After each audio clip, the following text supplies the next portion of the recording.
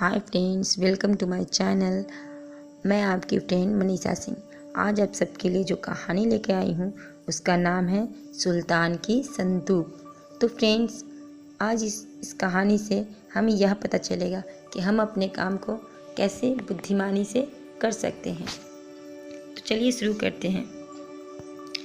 रजाक एक लुटेरा था। उसके द्वारा की गई लूटपाट की खबरें सुल्तान तक भी पहुंचती रहती थी।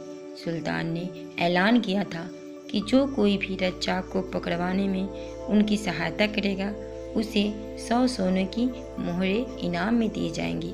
लोग उसे पहचानते तो थे, पर कोई भी उसके डर से सुल्तान तक उसकी खबर नहीं पहुंचाता था। एक दिन रज्जाक लूट के इरादे से एक गांव में आया। उसी गांव में एक भोला भाला और ईमानदार व्यक्ति अमीन भी रहता था। अमीन की इच्छा थी कि उसकी अपनी ज़मीन हो जिस पर वह खेती कर सके। वह चाहता था कि किसी तरह उसे सोने के 100 मोहरे मिल जाएं, जिससे उसकी किसान बनने की अभिलाषा पूरी हो जाए। अचानक अमीन की नज़र रज्जाक पर पड़ी। रज्जाक को पहचानते ही उसे पकड़वाने का अमीन को एक उपाय सूझा। वह ऊंची आवाज़ में अपनी पत्नी से झगड़ा करने लगा। उनका चिल्लाना सुनकर कुछ गांव वाले उनकी झोपड़ी के सामने इकट्ठे हो गए। अमीन और उसकी पत्नी झगड़ते झगड़ते बाहर आ गए।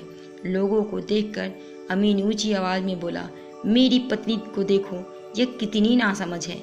इसके पिता ने एक संदूक भेजा है, उस पर ताला जड़ा है।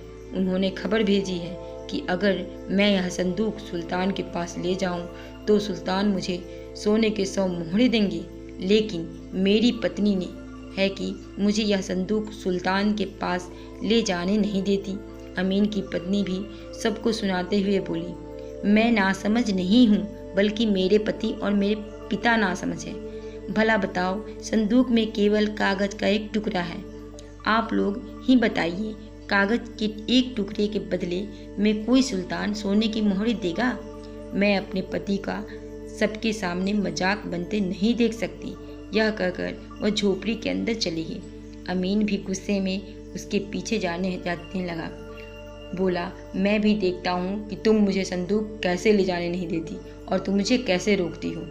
उसकी बातें सुनकर सारे गांव वाले ताला जड़े संदूक के बारे में बातें करने लगते हैं। यह सब बातें लुटेरा रज्जाक भी छिपकर सुन रहा था।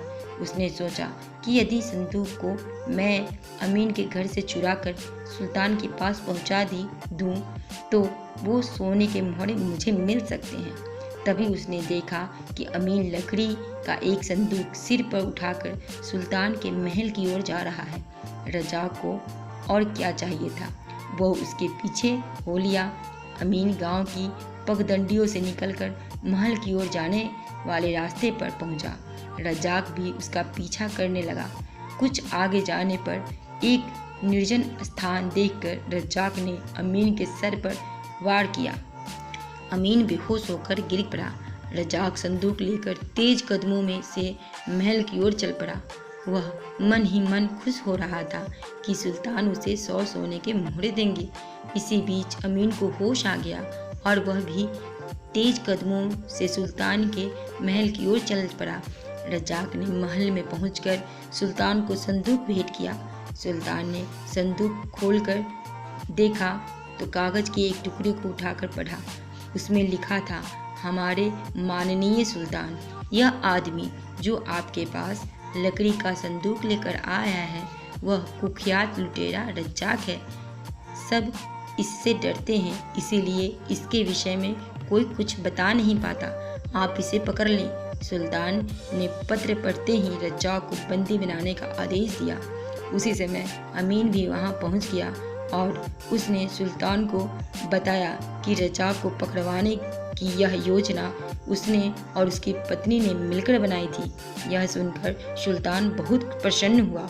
उन्होंने 100 सोने की मोहरे के साथ उसे और भी बहुत कुछ इनाम दिया। अमीन खुश था कि अब उसका खेती करने का सपना पूरा हो जाएगा। तो फ्रेंड्स, अमीर सब बनना चाहते हैं। कोई औरों को धोखे में रखकर, कोई दूसरों को डराकर, कोई किसी की कमजोरी का लाभ उठाकर तो कोई अपनी बुद्धिमानी से।